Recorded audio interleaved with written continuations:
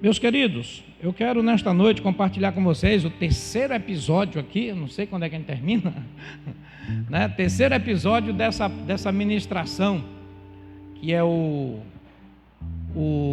os conflitos, né, que aprisionam.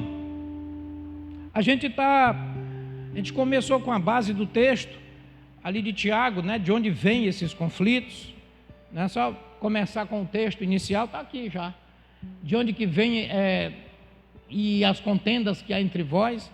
Ele responde que é do nosso egoísmo, né? É do nosso egoísmo, é dos nossos desejos pessoais, é da nossa vontade de ter coisa, de fazer coisa, de a gente querer ver aquilo que a gente deseja, né, se concretizar. Então isso vai trazer conflitos. Então a base do conflito sempre vai ser o egoísmo. E nessa introdução, para a gente entrar na série que a gente está vendo aqui de Gideão, são lições fortíssimas. Essa agora a gente vai ver uma muito forte, né? Então a gente observa que essa introdução desse conflito, tendo a base como o egoísmo, é aquela coisa: a pessoa, ela não chama para si, preste atenção, ela não chama para si a responsabilidade da sua própria vida, ela chama para alguém. Então ela vê o defeito numa pessoa, ela quer que a pessoa mude, mas ela não. Então ela tem olho para alguém, mas ela não tem olho para si. Isso é que ele está dizendo aqui, vai gerar contenda, porque ele vai conseguir mostrar algo, ele vai conseguir ver algo em alguém, vai dizer: você precisa mudar, você precisa ser diferente, mas ele não traz para si a responsabilidade de mudança. Então ele quer mudar pessoas. Isso serve na área de família, na área da amizade, o relacionamento geral, dentro de relacionamento na igreja, discipulado, liderança, discípulo, irmão. Então, em todos os aspectos, a pessoa às vezes quer que o outro mude e vai até orientar que ele tem que mudar, mas quando chama para a responsabilidade dele, ele não quer mudar. Então ele não quer mudar. E o segredo que o Senhor mostra é que nós devemos nos abaixar, nós devemos nos calar e ouvir mais, nós devemos estar prontos para ouvir e não para falar e não para mostrar. Então esse egoísmo, ele tira de nós responsabilidades como essa, a pessoa não assume, e aí ele também não muda, ele não quer mudar, ele quer ver pessoas mudarem, mas ele não muda. E assim vai conservando uma estrutura conflitante. Hoje a gente vai trazer nesse episódio, a gente vai ver um cenário que Deus, ele usa pessoas que não estejam até bem tratadas, usa, mas o final da história nunca será bom, irmãos, porque sempre vai trazer o reflexo, o resultado daquilo que nós plantamos e daquilo que nós desenvolvemos na nossa vida, no nosso interior. Então hoje nós temos olha só que situação para dentro da igreja hoje, olha só que situação. As pessoas têm os seus costumes, os seus hábitos e querem manter isto. Quando Deus estabelece a igreja dele, a igreja de Cristo, né, como ele falou para Abraão, para ser o padrão para toda a humanidade. E as pessoas não querem mudar isso. Então a igreja é a última resposta para uma pessoa que aprendeu errado, para que viveu errado, para que desenvolveu costumes errados, possam aprender novos costumes dentro da igreja de Cristo. Mas se houver a pressão de que esse é meu jeito e daqui eu não abro mão, vai ser conflito atrás de conflito. Isso pode ser numa célula, pode ser entre 2 pessoas, 3 pessoas, irmãos, porque falta princípio cristão, falta cristianismo. Então esses valores que o Senhor deixa para nós, né, na palavra, para ser vivenciados, eles estão acima de somente o congregar, de somente, né, defender a nossa fé, a nossa religiosidade. É muito mais do que isso, são atos e vivências práticas, sempre com o foco do Espírito, porque a alma, ela vai ouvir esta palavra e o Espírito também ouve. A alma vai traduzir de um jeito para você e o espírito vai trazer a tradução fiel. Às vezes, quando a pessoa ouve com a alma, ela ouve e ela pega às vezes só o ponto que interessa, ou ela traduz da forma que ela quer traduzir, e nem foi aquela pregação do Espírito. Então é por isso que nós temos que estar em espírito, né, para poder até ouvir realmente, porque o Senhor, Ele sempre quer nos abençoar e nos ajudar. Então nós vamos, quero pedir para o Leandro me ajudar, só botar essa luz branca aqui, Leandro, só para mim fazer essa leitura, fazer a leitura de Juízes, capítulo 8, nós vamos continuar do que onde paramos ontem.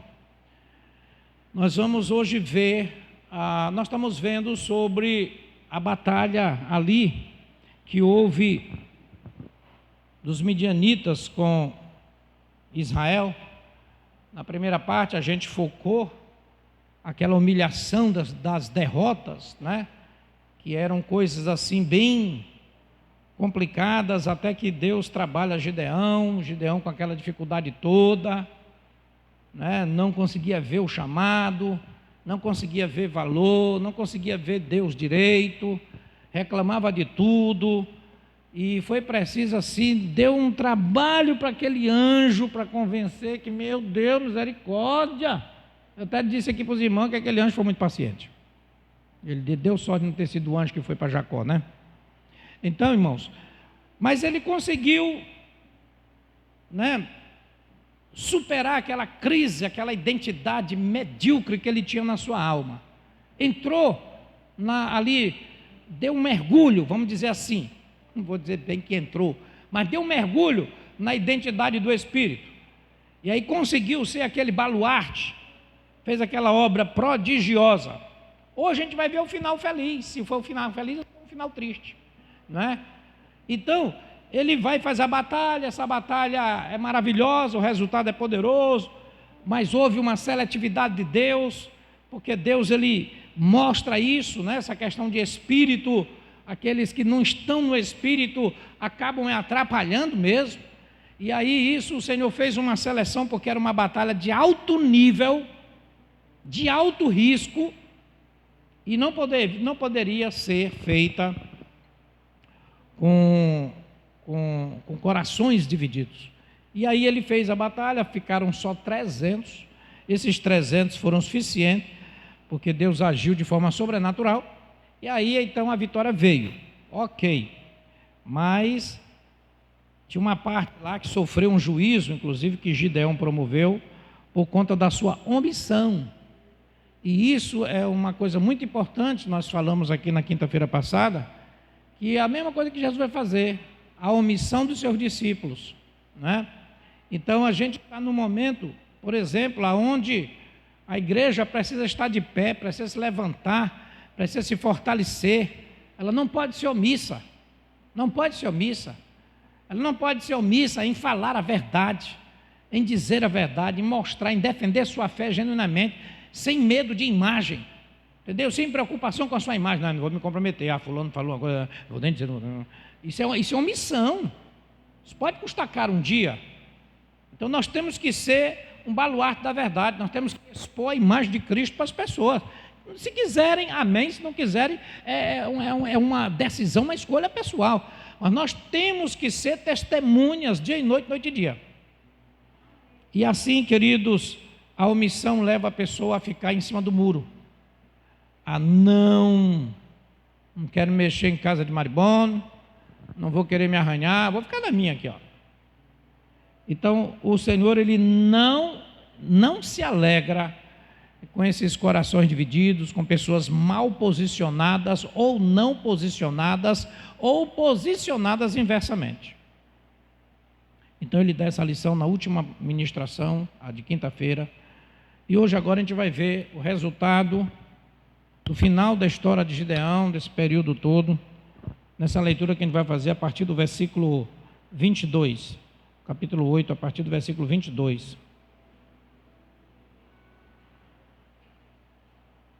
Eu estou lendo aqui na versão atualizada.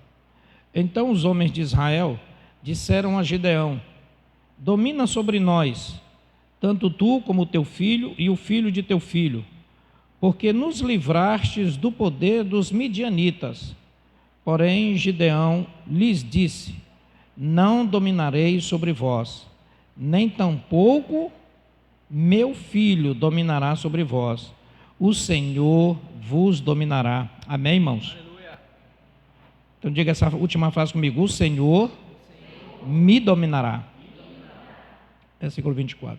Disse-lhe mais Gideão: um pedido vos farei, dai-me vós, cada um as argolas do seu despojo, porque tinha argolas de ouro, pois eram ismaelitas. Disseram eles: de bom grado as daremos. E estenderam uma capa, e cada um deles deitou ali uma argola do seu despojo. O peso das argolas de ouro que pediu foram 1.600 ciclos de ouro. Isso aqui, irmão, dá 20 quilos, viu? 20 quilos, só para ter uma ideia. Afora os ornamentos em forma de meia-lua, as arrecadadas e as vestes de púrpura que traziam os reis dos midianitas, e afora os ornamentos que os camelos traziam ao pescoço. Desse peso fez Gideão uma estola sacerdotal e a pôs na sua cidade, em Ofra, e todo Israel se prostituiu ali após ela. A estola veio a ser um laço a Gideão e a sua casa. Esse é o final da história, dessa batalha. Quero voltar ao começo da vida de Gideão. Ele carregou uma estrutura, lembra que nós falamos aqui que nós temos estilos, estruturas que a gente desenvolve e que a igreja tem que ser a resposta para tratar e mudar. Olha só, Gideão, ele conheceu os feitos de Deus, mas ele desenvolveu uma estrutura de baixa autoestima. E essa estrutura de baixa autoestima é aquela, irmãos, que a pessoa sente assim: qualquer coisa, estou me discriminando, estou me rejeitando, estou me acusando, estou fazendo isso por mim. A pessoa se sente sempre uma vítima em tudo. Então, quando ele está ali, diante daquele anjo, ele começa a declarar isso: cadê Deus? Por que Deus fez isso? Ele estava numa vitimação, ele estava numa estrutura de baixa autoestima tão grande, por causa dos sofrimentos, das humilhações, e tudo isso afetando a alma, a estrutura emocional, psicológica, não é? da vida dele. Era o menor da casa, a família era menor de Israel, a tribo, né? E a família era menor desta tribo, e estavam passando por uma privação medonha e humilhação da escassez por conta do inimigo, e aí aquilo tudo, uma alma destruída. O profeta vinha, pregava, falava, não adiantava de nada, irmãos, porque a alma, ela quer estar à frente, ela quer ser suprida, e Gideão foi um daqueles que não deu lugar, não deu ouvido à voz do profeta. Não deu ouvido à voz do profeta, significa não ouviu com o espírito, porque ele ouviu o profeta com a alma, não adiantou de nada. O anjo veio, ok? Convenceu, os irmãos sabem, então a história vai. Ele foi, então, deu um mergulho no seu espírito, mas, irmãos, esse tempo aqui não foi grande. Não deu tempo de Gideão trabalhar todas as arestas da sua alma. Ele não conseguiu passar pela vida vitoriosa. Ele não passou pelo curso de cidadania. Não passou por uma escola de capacitação. Ele já entrou direto na guerra, e foi usado por Deus, mas era o sobrenatural de Deus que governava. E então ele entendeu tudo isso, tinha uma visão muito pura no sentido de ver ali Deus e tudo mais. Mas, meus queridos, no final da batalha, o homem é sempre homem, e se não vigiar, ele revela, ele reflete a sua estrutura interior. Foi o que ele fez. Queriam que ele fosse rei, ele não aceitou. Isso pode demonstrar assim, ele era humilde? Não, baixa autoestima. Porque se ele aceita ser o rei daquele povo, evitaria um Saul lá na frente. Um Saul que não tinha uma experiência, porque logo depois vai vir um Saul. Então o que aconteceu? Eu digo, nem vai eu e nem vai ser o filho. O povo estava impactado pelo mover. O único homem que tinha naquela hora com respaldo, que foi aprovado por Deus, era ele. Recebeu um chamado, o próprio povo disse, reine sobre nós. Irmãos, quando uma pessoa ela entra na omissão, quando ela perde o discernimento, não, ele simplesmente diz, não vou reinar e nem tampouco meu filho vai reinar sobre vocês. Eu só quero uma coisa que vocês façam. Daquela guerra, deu muito ouro, né? Então eu só quero que vocês peguem aquelas argolas, só as argolas de ouro, e me tragam de presente, tá? Então dos despojos. E eles ficaram felizes, tudo bem. Então ele quis tipo assim um pagamento. E aí vieram e colocaram a argola, aí ele já tinha pego dos reis, aquele da pregação passada, eu me lembro aqui do menino aqui, do africano, né? Dos Almuna e do Zeba, né? Zeba e Zalmuna. Ele já tinha pego, que eles também tinham muita coisa, aí mais os despojos dos reis midianitas e mais dos camelos que tinham muita coisa, aqueles príncipes, né, quando vinham com os camelos tudo adornado, aquela coisa, então tudo aquilo eles pegaram, foi muito, aqui só o ouro das argolas deu 20 quilos, irmãos, calcule aí na grama de ouro, calcule numa aliança dessa aqui, um absurdo, imagina ele pegou 20 quilos, mas olha o exagero, meu Deus, 20 quilos de ouro, mais os outros ornamentos, só os 20 quilos de ouro, ele botou uma estola sacerdotal, fez uma estola, e botou na cidade, e o povo foi fazer o quê? Foi idolatrar, foi adorar aquela estola, e foi se prostituir, por causa da estola, e diz aqui a palavra, termina dizendo que aquilo foi laço para o povo, e laço para ele, para a sua casa.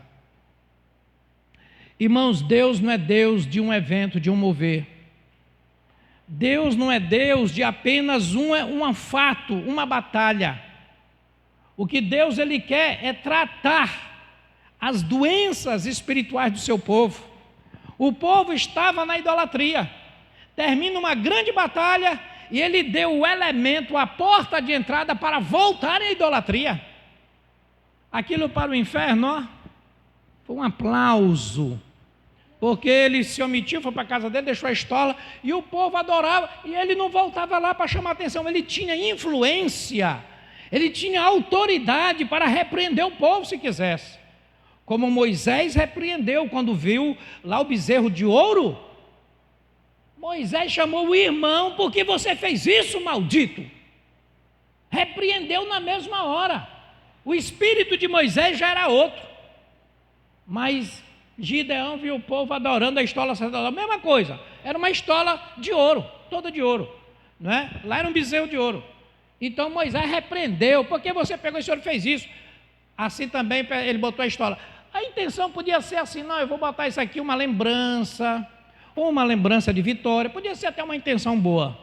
Mas quando o povo volta à idolatria, quando o povo se prostitui, quando isso vira laço na casa dele, era para ter tido uma ação. Então isso mostra que um homem de Deus, ele não pode ser baseado apenas em um evento, em um momento, em um tipo de mover de Deus. Se fosse assim, irmãos, se a gente ganhasse uma batalha e tudo estivesse já definido, pronto, a gente não precisaria vigiar mais e tudo, porque uma batalha não é assim que funciona. Tinha todo um trabalho para ser continuado. Aquele povo que saiu da idolatria estava naquele mover, Deus queria mostrar que ele estava ali no centro, voltou ao governo daquele povo, como ele disse mesmo, que domine o Senhor sobre vós, não dominou. Por quê? Porque não houve a continuidade do trabalho, não houve a continuidade deste mover. A vaidade, o reflexo de uma pessoa doente na alma apareceu e veio acrescentada com vaidade e também de mostrar, por causa da sua baixa autoestima, ele queria que visse, olha aí o Gideão que vocês atacavam e chamavam de Jurubaal, olha aí o Gideão que vocês diziam que não prestava e que não era nada, ele botou a estola sacerdotal de ouro, olha aí o que é, só a estola dele agora, baixa autoestima, mostrar que era capaz, mostrar que tinha condição, e ele deixou lá, ó, e seguiu a vida. Irmãos, a baixa autoestima, ela traz muita destruição. Então, dá essa vontade da pessoa querer mostrar coisas, né? Estar na evidência, transparecer e etc, etc. Baixa autoestima, ela quer apresentar, ela quer dar uma satisfação. E Gideão tinha isso no início e depois de uma grande batalha, volta a ter isso. Esse grande mover que Deus fez ali, em pouco tempo, não foi muito tempo, em pouco tempo, deu um resultado de derrota para os midianitas de 40 anos, porque eles foram todos destruídos, e ali eles ficaram 40 anos sem poder enfrentar uma grande batalha, porque todo o exército foi destruído. Foi mais ou menos aquela história do exército de Faraó, que foi mergulhado no mar, do mesmo jeito, só que o formato foi diferente. Lá Deus abre o mar, o exército entra e Deus fechou e matou. Ali não precisou soldado guerreado, nada. Assim também os 300 era só para colher ali os resultados, porque quem fez a ação foi Deus sobrenatural. Aqueles soldados ficaram possessos ali, e um matava o outro, e foi indo foram perseguidos e destruídos. Mas eram centenas de milhares de soldados para 300. Então, Deus, na verdade, estava lá com algumas pessoas só para contribuir de alguma coisa, mas o poder era dele. Então, esse mover feito nessa grandiosidade, não podia ter parado. Eu quero dizer para os irmãos, contar aqui um testemunho nosso, contar um testemunho já de vivência no Evangelho. Eu me lembro quando eu comecei a ler os livros do pastor ainda Paul Yong-Soo. Era o pastor da maior igreja do mundo, lá na Coreia do Sul, lá em Seul. E eu li aqueles livros, eu ficava impactado pela grandiosidade do mover de Deus naquele lugar. Então, eu comecei a ler esses livros em 88.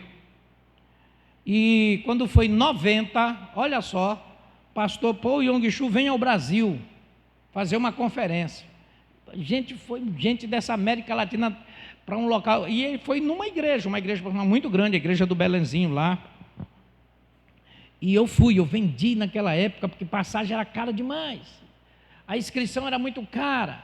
E só podia ir quem tivesse ministério em credencial. E eu já era evangelista consagrado, eu tinha minha carteira, minha credencial. Aí fui autorizado, mas foi muita gente. Eu sei que quando a gente estava lá, o pastor Paul Yong-Soo estava quase sendo adorado dessa forma. Ele teve que dar uma palavra muito forte. Eu fui muito ministrado nesta palavra, mas o que é interessante que eu quero trazer para os irmãos, a presença dele aqui, esse seminário que ele deu, mudou a história do Brasil no que diz respeito em relação às igrejas. Isso foi em 90. Começa então uma explosão das células aqui no Brasil. Começa então a entrar ali por Goiânia principalmente, São Paulo. Começa então aquilo que ele deu o seminário, com pouco material, mas com os livros, começam então a criar um grande mover no Brasil, a partir de 90, a partir desse momento. Quando chegou em 98, já estava espalhando isso aqui, porque ele está lá no Extremo Oriente, né? Lá na Coreia, lá na Ásia. Então aqui o Ocidente não tinha esse mover. Então começa a se mover, espalhar, vai pegando aqui a América Latina e vai incendiando. Gente, aí eu volto de Teresina, eu moro em Teresina, né? E não tive a oportunidade de abrir lá. E quando eu volto para cá, a primeira coisa que eu faço, eu abro um grupo familiar. Eu começo então a esse mover. Mas o que eu quero chegar, vou adiantar aqui, passar um pouquinho mais o filme. Chega então 98, explode movimentos de crescimento de igreja. Aí o mais forte que se destacou, depois de grupos familiares, foi o G12.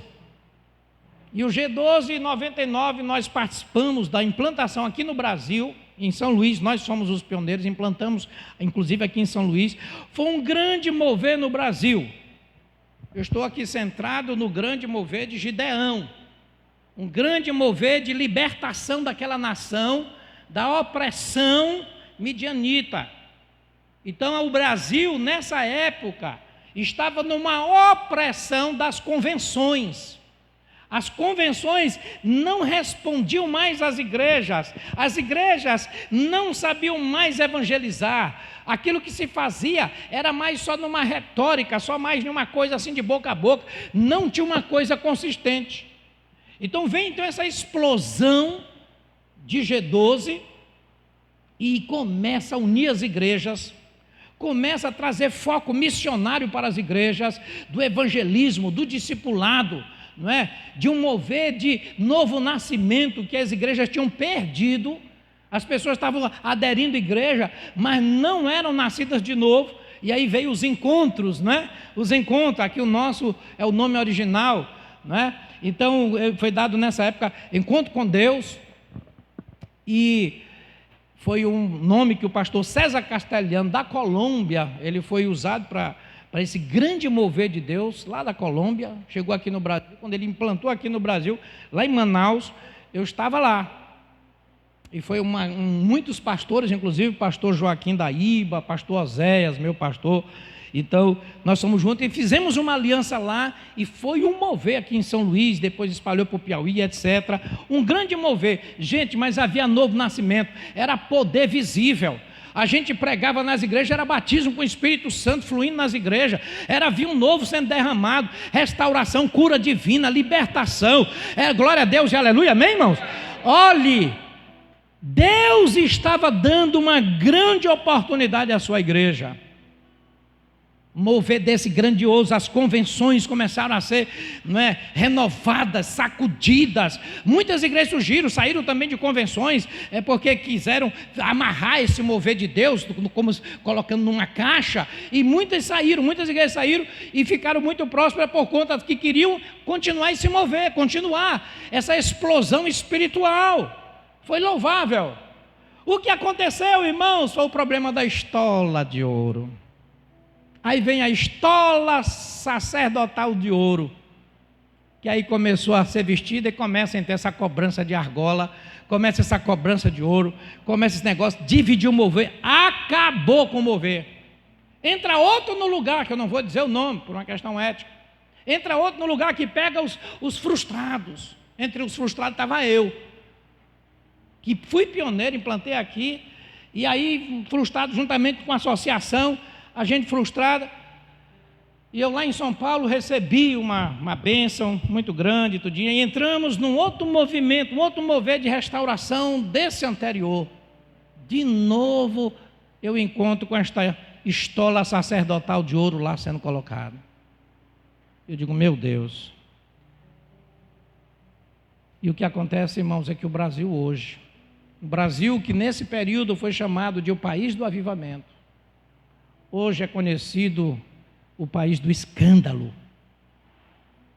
É o país do escândalo, das igrejas carnais, igrejas que querem mais o triunfalismo, por causa da estola sacerdotal de ouro, que foi colocado, com aquele grande mover. Então começaram, eu quero despojo, eu quero argolas de ouro. E gente, começou o triunfalismo então reinar nesta nação, e o mover se perdeu, como perdeu aqui, ó. Aquela estola interrompeu a ação do Espírito Santo de Deus em Israel, e eles voltaram a ser os mesmos idólatras e escravos que eram antes da batalha. Sabe, meus queridos, o que nós estamos vendo aqui é que nós não podemos parar de guerrear e ficar somente em um momento, em um mover. A nossa guerra tem que ser continuada. É por isso que a gente está fazendo um trabalho, lutando contra as trevas, forças terríveis, mas vencendo uma etapa, vai ter outras etapas. Mas se o coração do povo estiver predisposto a somente dar argola, sabe o que acontece? O mover vai se interromper. Deus quer muito mais do que argola. Deus quer muito mais do que contribuição material. Deus quer um coração e mãos trabalhado, restaurado e pronto para adorá-lo. Isso não quer dizer que nós não vamos usar esses recursos para colocar a obra para frente. Vamos, porque isso é importante. Mas sem a idolatria, sem exatamente o discernimento, que aquela batalha foi apenas uma e precisamos outras, aí começa o inimigo a armar a cilada do contra-ataque, não é? Então o Mar Vermelho não interrompeu a batalha, não parou o inimigo. Então quantos moveres você já pode ter passado, quantos momentos importantes, e o que foi que aconteceu depois? Sempre vem um episódio. Então nós temos que ter um foco de que a guerra continua, amém, irmãos? E como o nosso coração reflete, é um reflexo de como eu estou sendo trabalhado no reino de Deus, de como eu estou nas minhas estruturas internas da minha vida. E se eu não souber exercer com essas armas que Deus me dá, eu vou ficar por trás desse vidro aí, nessa prisão, aonde vai ser preciso sempre alguma coisa para me chamar a atenção, alguma coisa que possa fazer. Mas Deus, Ele quer, irmãos, usar o nosso coração, Ele quer usar a nossa vida inteira, amém, meus queridos? Cada período que nós temos agora, por exemplo, nós estamos agora com esse desafio do ano, não tem o que inventar, mas nós temos que trabalhar. Por exemplo, irmão, está frio, a igreja está fria, a igreja está apática, a igreja está assim. Uma coisa a gente vai ter que entender e vai descobrir: Deus não é culpado disso. Gideão botou culpa em Deus, irmãos botam culpa na igreja, no pastor, nas estruturas da igreja. Ele não só traz a responsabilidade para ele. Ele não diz: eu sou fraco, eu sou frio, eu não oro, eu não tenho vida espiritual, eu não estou pronto para enfrentar o diabo, mas minha igreja é culpada, meu líder é assim, isso na igreja não é bom. E ele consegue ver tudo isso, mas ele não vê a estrutura interior do coração. E ele não toma uma atitude para mudar isso. Sabe o que leva uma pessoa assim, irmãos? A ser um idólatra. Quantas vezes eu vi pessoas, como eu contei já aqui para os irmãos, talvez alguns não ouviram, um colega nosso colocou uma missão aqui no Quatrac. Não é bem nem Quatrac, parece que ali era no Parque Aurora, ali emendado do Quatrac. Parece que ali, né, Vaguinho? Onde tem aquele posto ali. Onde está aquele negócio do lanche lá? Qual é o nome daquele negócio do lanche? Fast Lanche aí. Rafael gosta muito. Então, naquele lado do Fast Lanche, mais em cima um pouquinho, aquilo ali chama o quê? Aquilo ali? Planalto. O colega botou uma congregação ali. Congregação, olha, de vento em popa, não é época desse mover, ainda não estava nem aqui na Coab, ainda estava ainda lá no auxiliando o pastor Zé, lá na sede, lá no Bom Milagre. Começou naquela época do mover de vento em popa, como diz o ditado, crescendo, mover, gente sendo convertida. Irmãos, chega um profeta, esse negócio está trazendo profeta, e vem profeta, trouxe um profeta lá e diz: olha, Deus fala nesta noite que aqueles que são comigo vão me seguir agora. Foi 80% da igreja com ele e abriram o trabalho. Esvaziou aquele negócio, esvaziou, acabou. Ele não pôde nem pagar o próximo aluguel, entregou, fechou a igreja. Estola de ouro. O que Deus tem problema é que pessoas gostam desse tipo de oferta. Eu me lembro que uma vez teve um pregador que veio aqui na igreja, rapaz, isso me deu uma raiva. Essa eu tive foi uma raiva, eu não estava aqui. E eu conhecia o cabra, eu conhecia bem o perfil dele. Até discipulei ele ainda em Teresina, eu discipulei ele. Não vou dizer o nome não, só os mais antigos vão saber. E estava viajando naquelas conferências que a gente ficava lá e demorava. Aí teve essa campanha, ele fez uns 3 ou 4 dias, a gente estava naquele projeto, isso no templo menor, irmãos, lá no primeiro. E aí a gente fez um projeto, que era o projeto Esdras, né? Parece que era até o nome desse, era esse, que era para ajudar a igreja, a gente comprar cobertura, para a quadra que a gente estava, era assim. Rapaz, ele fez uma campanha lá, e a gente suava para arrecadar esse negócio, a gente dava um trabalhão com os irmãos, a gente lutando, né? Dia e noite, noite e dia, cada culto, botando a liderança ali na célula para fazer, e aquela dificuldade. O cabra, simplesmente, em poucos dias, arrecadou todo o ouro dos irmãos. Uma coisa assim meio impressionante. E aí ele fez como Gideão, queria levar o ouro. Aí a Meire, muito sábia, liga para mim. Eu digo, negativo. Ele foi convidado, ele ganha a oferta dele de amor. Esse ouro é dos irmãos, é da igreja, nós estamos em projeto. Aí eu digo, deu um não. Ela ficou assim, Meire, ele não tirou, não foi dele, ele não trouxe, isso é da igreja, dos irmãos. E se os irmãos estão querendo agora idolatrar ele, é problema dos irmãos, mas está errado. Não dê, estava com ela, o Cafi, ainda na época do Cafi, estava lá e ele pedindo, com a Meire aqui, direto pedindo, eu quero ouro, eu quero ouro, eu quero ouro. Rapaz, aí a Meire não entregou e esse irmão ficou bravo comigo. Aí ele resolveu, depois fale com o pastor e tudinho, que ele estava já zangado demais com ela. Eu dei só uma palavra para ele. Eu disse, irmão fulano, meu filho, te lembra daqueles teus primeiros dias. Você não precisa disso. Conserva o ouro dentro do teu coração, que esse é mais valioso. Se contente com o que tu já recebeu, que isso é bem mais. Lembra dos teus primeiros dias. Ele deu uma fungada no telefone. É por isso que eu te amo, rapaz. E aí foi. Não demora muito, ele caiu, teve um problema muito sério. Queridos, mas o que eu quero dizer para vocês, que aquilo que a gente ensina em espírito e em verdade, chega uma estola sacerdotal de ouro, consegue rapidamente sugar. E teve outros fatos. Teve um que chegou lá, quem é que tem uma nota de 50, era de 100 na bolsa agora? Bote aqui para você provar a Deus agora. Chegou rapidinho, eu digo, meu Deus do céu, olha como o povo é propenso em cair em ciladas. Irmãos, nada justifica, nenhum mover justifica substituir a doutrina da palavra de Deus. Entendeu? A pessoa está em um evento, um dia, um episódio. Isso é a estola de ouro que está acontecendo. O triunfalismo que roubou o mover. Aquilo que a pessoa dá atenção.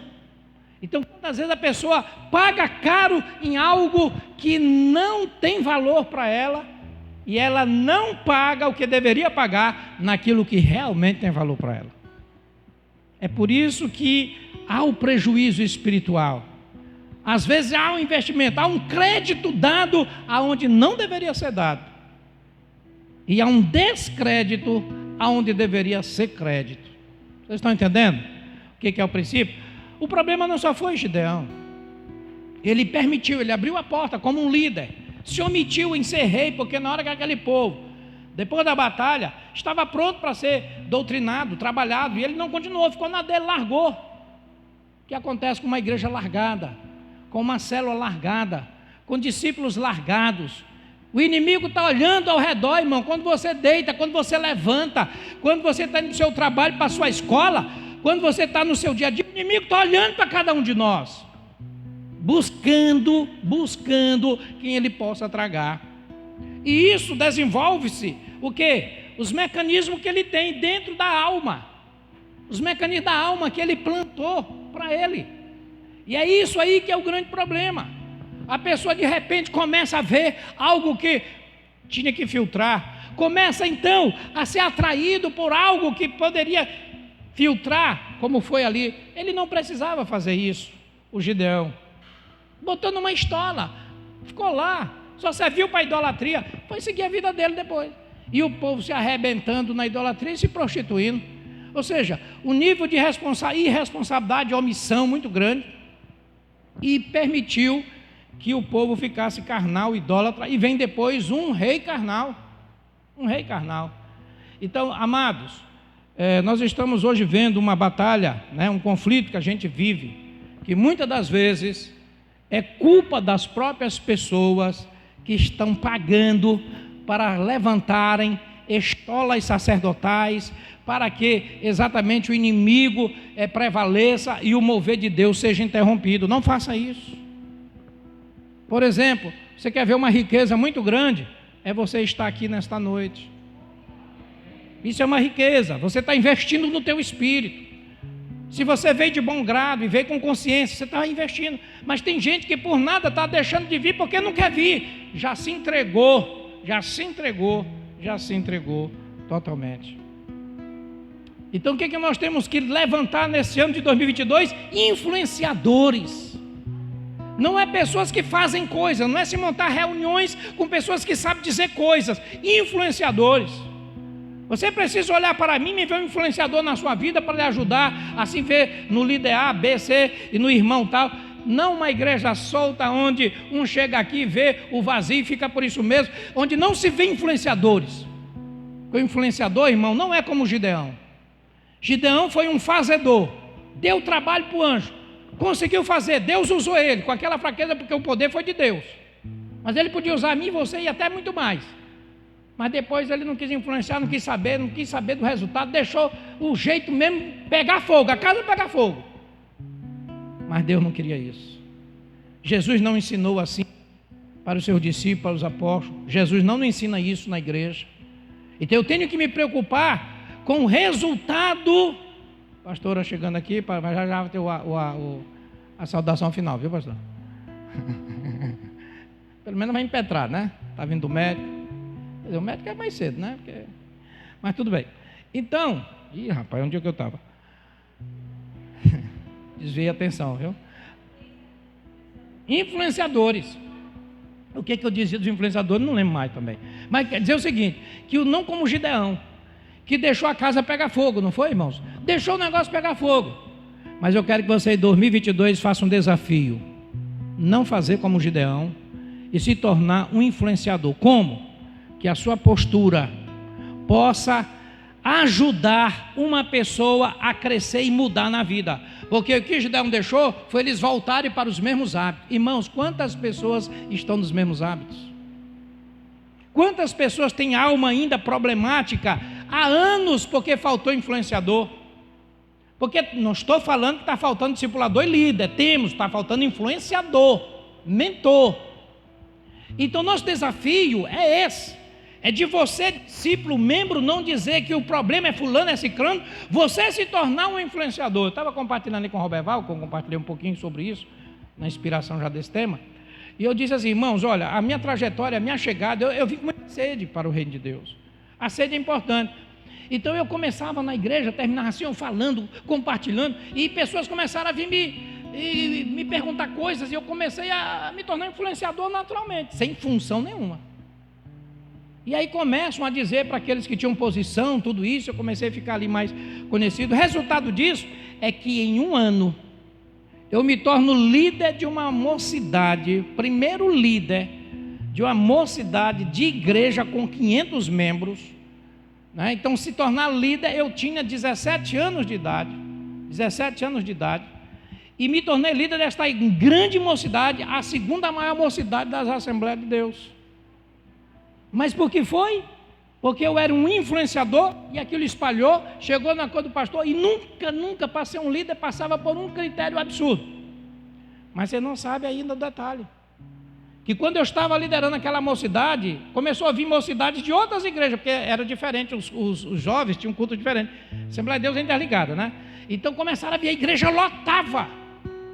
Além do meu testemunho, da forma criativa que a gente fazia, né, o culto, era um culto que estava vazio, jovens vaziando, porque não havia visão, não havia discernimento. É aquela coisa de fazer culto, é só de fazer, vamos fazer por fazer. Nós repudiamos isso, irmão. Esse negócio de só encher linguiça na igreja não resolve. Nós temos que fazer a diferença, não é montar alguma coisa que funcione, que tenha horário, que tenha dia, mas que não tenha resultado nenhum. Eu desafiei aquele jovem, começamos a fazer coisas, levantar jovem para se despertar, jovem que era parado, começamos a mobilizar, criamos grupos espalhados para todos os bairros, isso chamou a atenção de outras mocidades, e nesses cultos a gente fazia seminários. Eu criei uma técnica que foi de treinamento. Eu fazia treinamento dos jovens. Eu não vou estar toda hora trazendo pregação, era treinamento daqueles jovens. E espalhava para o campo. Que isso depois me leva a ser o líder de uma grande campanha evangelística. Então, meus queridos, o influenciador, ele é diferente. O influenciador, ele faz com que uma situação mude.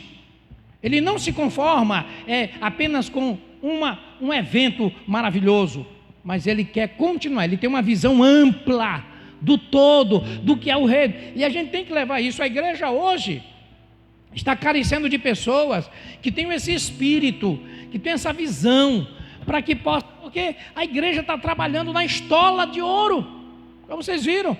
São a estola de ouro por aí espalhada, é triunfalismo somente. Aí é aquilo que eu quero, é o que eu acho melhor para mim, é a alma na frente. E isso as pessoas estão simplesmente aprisionadas e é isso que elas querem. E aplaudindo essas estolas por aí afora. Mas julgando, esvaziando. Hoje nós estamos numa greve, tudo bem. Mas muita gente, por conta dessa greve, poderia estar aqui, irmãos. O Beto não está aqui, hoje. Aí eu queria dar o testemunho da cidade operária. Mas está o Rafael, que é dessa época. O Alisson. Não sei se o Alisson experimentou. Gente, nós fazíamos eventos aqui no Templo Menor. Não sei se tu participou disso. Os irmãos vinham de pé da cidade operária. Pelo valor que tinha. Rafael, era ou não era, Rafael? Fala aqui se o pastor está falando a verdade. Tu passou desse movimento? Não, né? Rapaz, que coisa feia, rapaz. Rafael, conta aí um pouquinho como é que foi isso aí, só para o pessoal. Nessa época a gente era bem novo, né? Não tinha trabalho, não tinha condição de pegar ônibus. A gente vinha todo mundo a pé, né? E na volta a gente vinha nas caronas do pessoal. Os que tinham, né? Os que tinham, porque a igreja não era tão grande nessa época. Nem hoje ainda. Oi? Tempo que a gente vende caçamba também, na caçamba já é. Caçamba. Gente, quando você tem motivação, quando você tem inspiração, quando você tem visão, meu irmão, não é uma greve que vai fazer isso aqui, ó. Isso que é vergonha para o rei, não é vergonha para a pessoa. Alguns estão justificados. Outro está dizendo assim, eu vou ficar na minha casa estudando, me preparando para o dia da manhã. Sim, o reino de Deus para você está em que grau? Outro recebeu uma ofensa, eu estou emburrado. Não vou para a igreja hoje. Eu vou ficar mesmo no sabor do inferno. E aí, irmãos, quando você vai evangelizar, tem lá um endemoniado, tem um oprimido, que precisa de uma mão na cabeça dele. Uma mão. Porão as mãos. Aí dessa mão, não sai a autoridade. Eis que vos dou autoridade. O segredo do cristianismo é uma vida de autoridade. E as pessoas chegam, estão ficando e não têm autoridade. Não estão desenvolvendo essa autoridade. Por quê? Porque o fogo se apaga. Não tem fogo nesse altar. Não tem um foco de espírito. É um negócio assim que só desencadeia em cima de coisas pessoais, de vontades pessoais. Verdadeiras prisões nos corações, irmãos. Então, eu estou mostrando para vocês o quanto que uma grande batalha, os irmãos que são visitantes e que não estão entendendo direito, mas é porque quinta-feira é bem focado mesmo para o membro. Então, você vê como uma grande batalha desse quilate que não houve várias no Velho Testamento, mas esse nível aqui foi muito especial, mas o resultado final não foi feliz. O que adiantou uma grande batalha daquela para o povo voltar a ser escravo? Vale a pena, irmãos? A gente faz um evento e parece que a gente consegue uma coisa, depois não adianta de nada. Ou seja, há uma operação interior nos corações, aprisionando os corações, que simplesmente dificulta o agir de Deus. A gente pode fazer um monte de coisas, mas se não tiver uma visão diferente. Eu, por exemplo, eu não gosto do perfil de Gideão, nunca gostei. Não gostei, porque eu conheci a história dele, sempre estudei bem. Eu gosto daquele processo inicial, ali da seleção dos 300, aquilo é bonito, mas tudo foi dado assim pelo anjo, tudo dado por Deus. Mas eu gosto mais de um homem chamado Neemias. A vida de Neemias mudou a minha vida, mudou a minha história. A vida de Neemias, eu vivi ainda na fase de solteiro, eu pegava aqueles princípios, eu aplicava, eu fiz muitos trabalhos baseados naquela vida. Até hoje eu faço isso em nível de restauração. Neemias, ele fez algo, além de largar a estola de ouro que ele tinha, né? Ele largou tudo para viver no meio do povo lá, fazendo um grande trabalho, e aí conscientizar e tudo mais, mas ele foi pegar as pedras queimadas. botou o povo para valorizar as pedras queimadas que tinham sido tiradas daqueles muros para voltar para o lugar. Ah, irmãos. Ah, meus queridos, isso aqui é Toninho, isso é um problema sério. Quer ver uma coisa? Vou dizer para você, a igreja está sofrendo uma tentação muito grande. Você vai cuidar de uma vida. Você quer a vida pronta. Você quer aquela pessoa que esteja afinada com você. Você quer aquela pessoa que você já tem uma convivência dentro da igreja. Você quer uma pessoa, eu estou falando assim de uma forma bem espiritual, ministrativa. Então uma pessoa que dê o mínimo de trabalho possível. Irmãos, isso traz tanto prejuízo. Porque na igreja você tem um que está melhor trabalhado, mas você tem aquele que está dando mais trabalho. E aí, os influenciadores deixam aquele que está dando trabalho continuar dando trabalho.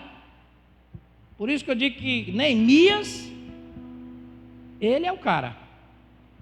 Ele mandou, cada um de vocês vão pegar essas pedras queimadas e vão lavar e botar de volta. Vamos parar com esse choro, vamos parar com esse negócio de dizer que o inimigo é forte e vamos mostrar que o nosso Deus é poderoso, porque a mão do Senhor estará cada dia sobre as nossas vidas. E aí ele levanta aquele povo, irmão, para serviço.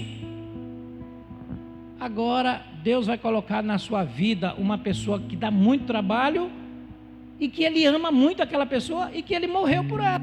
Mas aí o discipulador, ou o líder, ou o irmão, ele acha que aquela pessoa, não, aí deixa lá, faz como o Gideão. Eu tenho uma estola sacerdotal de ouro, eu não sou para me arranhar com esse tipo de coisa. É a estola, largou lá e deixou cada um por si. Sabe, irmãos, o Senhor, Ele nos chama para o serviço, para o contato pessoal, para a preocupação. A gente chega num lugar como esse, eu me preocupo se eu chegar e tiver atrasado o culto, eu me preocupo porque o irmão não veio, eu me preocupo e tento passar isso. É o nosso trabalho aqui na terra, é missão, é ralar. Então, alguns chegam, não, eu vim, fiz a minha parte, o outro quiser que se não veio. Mas precisa alguém se preocupar em ligar, alguém fazer contato, alguém marcar um dia para estar lá, alguém pagar um preço por ele, alguém expelir demônio, alguém colocar a mão sobre aquela pessoa. Amém, meus queridos? Estamos falando da primeira pregação, aliás, de Jesus na despedida dele, pregação, ide, pregai, e os sinais seguirão. Sinais seguirão. Sinais seguirão. Então nós estamos vivendo esse grande conflito hoje, a igreja está nesse...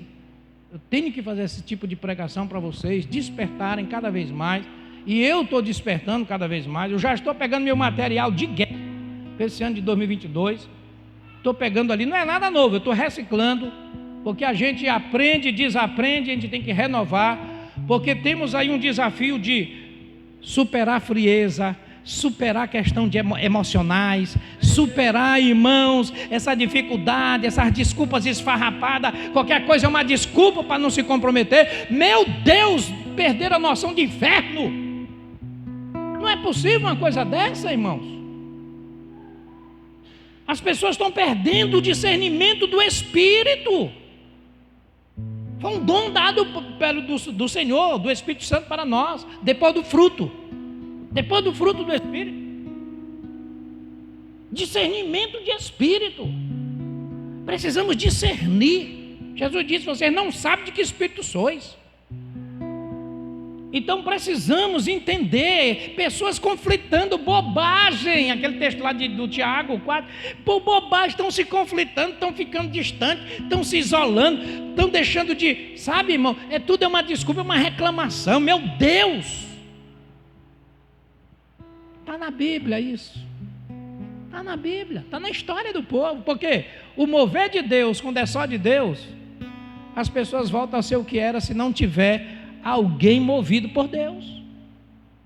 Gideão foi movido naquela hora e resolveu, tomou mesmo a decisão de eu vou para minha terra, fica ali. E ele ainda fez uma coisa feia, que está na continuidade da leitura, depois você vê até o fim, a gente não vai pregar ela não. Mas ele naquela época tinha muitas mulheres, né? Então ele tinha 70 filhos. E um filho que nasceu logo depois desse episódio da guerra, um filho que nasceu de uma concubina, Ele botou o nome, olha o nome que ele escolheu. O nome, naquela época, falava muito da visão de uma pessoa. Ele botou o nome de Abimeleque. Abimeleque foi um rei mau, inimigo do povo de Deus, e que matou todos os irmãos dele para ser o rei.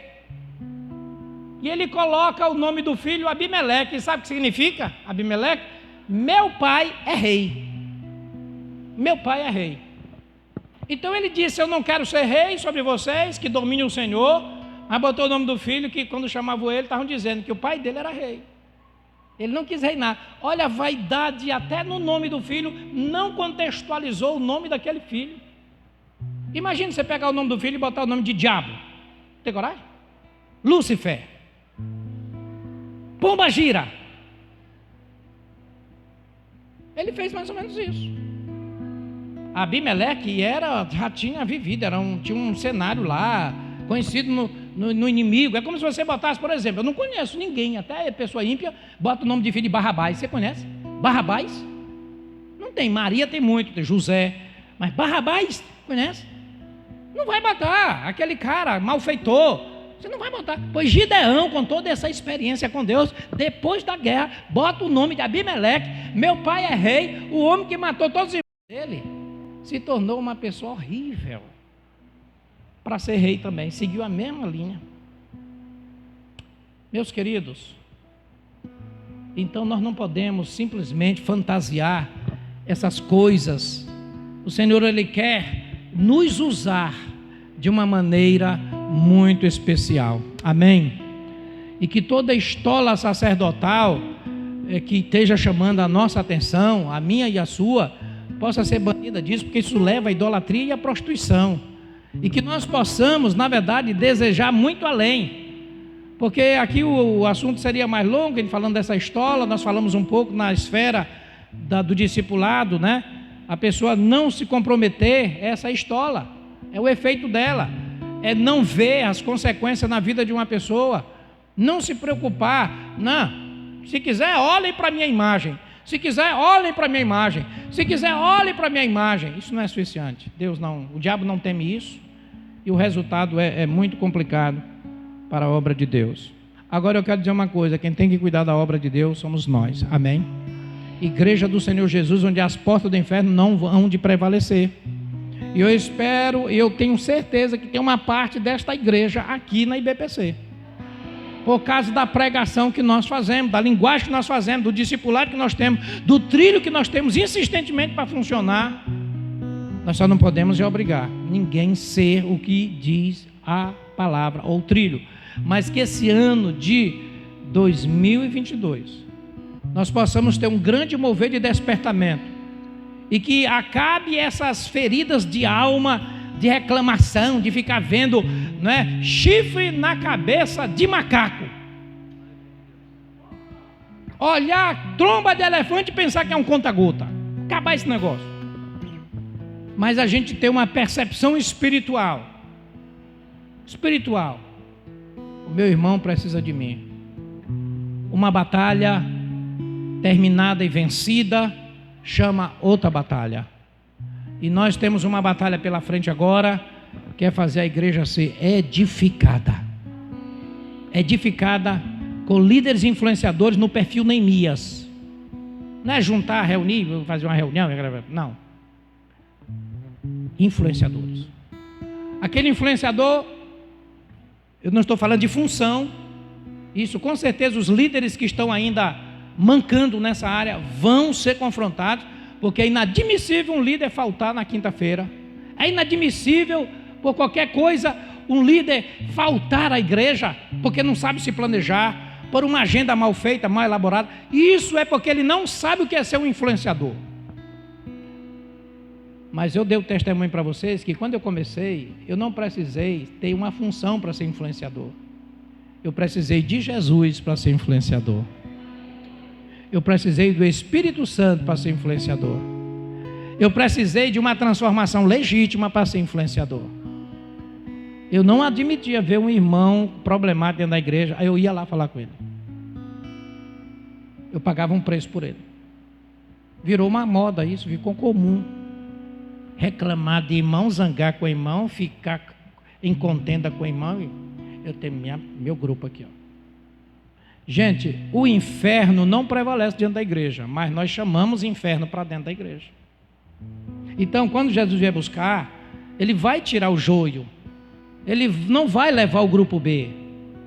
Então, o que nós temos que fazer é lutar para mudar essas estruturas. Você pega um homem como Gideão e sofre isso, quanto mais eu e você. Rapaz, quem veio em Gideão foi um anjo. Ele viu, foi milagres ali terríveis. Então nós somos sujeitos a cometer falhas terríveis, mas nós temos a doutrina do Senhor. Mas nós temos muito mais do que um anjo conosco. Nós temos o Espírito Santo de Deus, que opera em nós pela palavra rema, depois da regeneração. Porque vida não regenerada não tem a operação do Espírito Santo no seu interior. Então não confundir essas coisas. Amém, meus queridos? E que assim possamos não somente... Agora, meu filho, liga só essa luz aí, por favor. Olha que visão. Olha o mundo lá fora. Isso aqui é só o mundo lá fora, será? Essa sombra aí por trás desse vidro. Isso é um vidro, né? Essa imagem é de um vidro. A pessoa pensa, isso aqui será que é só o mundo lá fora? Muitas pessoas estão na igreja nessa situação. E elas, como eu falei no começo, na introdução, não chamam a responsabilidade para si, chama para os outros. Eu estou assim por causa do meu líder, aquele fulano é mau, aquela pessoa é assim. Ele sabe mostrar o defeito naquela pessoa, mas ele não se chama para si a responsabilidade. Ele quer mudar os outros, mas não se muda. E aí fica, ó. Porque há um poder de escolha também. Os influenciadores têm que perceber isso. Eles têm que ter esse entendimento, esse discernimento, para nessas células de edificação, edificar aquela vida na rocha, não é? E fazer com que aquela pessoa possa desfrutar do melhor de Deus, e assim não ficar simplesmente num contexto vicioso, mas aprisionado. Estou dizendo que somente o secularismo aprisiona, não. Ele pode ser um instrumento e até uma desculpa para uma pessoa que vai dizer, o meu trabalho me impede. Meus irmãos, vocês não querem saber que quando eu entrei na Alcoa, que eu trabalhava até nessa época não havia cultura de se trabalhar sábado nas empresas, só até sexta. E eu tinha muito encargo na igreja, muito trabalho. Quando eu comecei a trabalhar, foi um emprego do meu sonho, porque eu também queria casar. E aí vocês não querem saber o tanto que eu comecei a orar, porque começou a me deixar com problema de poder exercer minhas funções. Mas eu ficava de olho roxo, eu emagreci, mas eu disse assim, eu fiz um desafio com Deus, eu não posso abrir uma função, eu não posso abrir mão de um encargo de Deus por conta do meu trabalho. Depois eu fiz até maior, vou largar o trabalho e fui fazer missões, para sofrer por amor a Cristo. Irmão, está um filme muito bom agora, quero indicar para vocês. Nessa época eu tinha lido um livro chamado Torturado por Amor a Cristo, de Richard Humbert. O cara foi preso nas cadeias comunistas lá na União Soviética. O cara era grandão, da altura desse menino bem aqui, do Rafael. E botaram ele numa cadeia baixinha. Ele saiu assim, ó, curvadinho, ó, curvo, 14 anos dentro dessa cadeia. Ele saiu, a coluna dele torceu. Agora, a Prime, naquele canal que eu falei para vocês, está lá o filme, a história dele, a narrativa dele, história muito boa. Não é torturado, está lá, torturado por Cristo, Wagner, que gosta aí. Não é torturado por amor a Cristo, que é o livro, Richard Humbert. E está torturado por Cristo. Gente, assistam que vocês nunca mais vão ser o mesmo. Espero, né? Creio. Mas é impactante esse filme demais. Quando nós entendemos o preço que temos que pagar pela vida cristã, eu não vou só usar a igreja como um horário extra. Hoje é meu dia de ir para a igreja. Eu vou para a igreja, bom estar na igreja. É muito mais do que isso. Você está semeando aqui a tua eternidade, meu querido. Você está cultuando ao Deus Todo-Poderoso. Você está aqui invocando aquele que dá ordem para o inimigo para fugir das nossas vidas. Aquele que acrescenta na nossa vida, tanto material como espiritual, como a saúde, como tudo. Mas é preciso relacionar em espírito com Ele.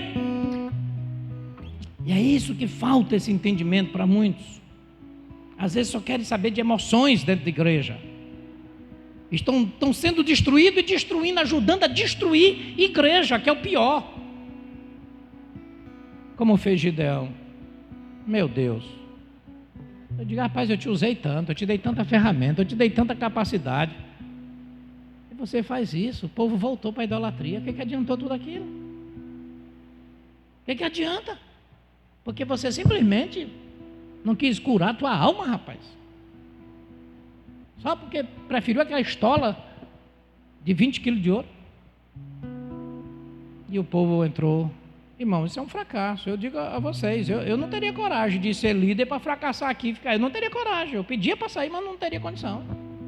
Meu Deus, eu não quero ser instrumento para isso. Não, chamar na convenção, irmão, bota em outro lugar, não tenho mais condição e tudo. Mas eu deixar simplesmente a igreja se arrebentar, eu perder a noção do que Cristo fez. Do que Cristo fez e faz por uma pessoa. Eu perdi a noção total. E é isso que nós temos que nos aperceber cada vez mais. Amém, queridos? Vai nessa força, homem valente. Foi a palavra do Senhor, a palavra que Ele dá para nós. Deixa Deus te usar nesta força que vem dEle para nós. Amém? Fiquemos de pé nesta hora.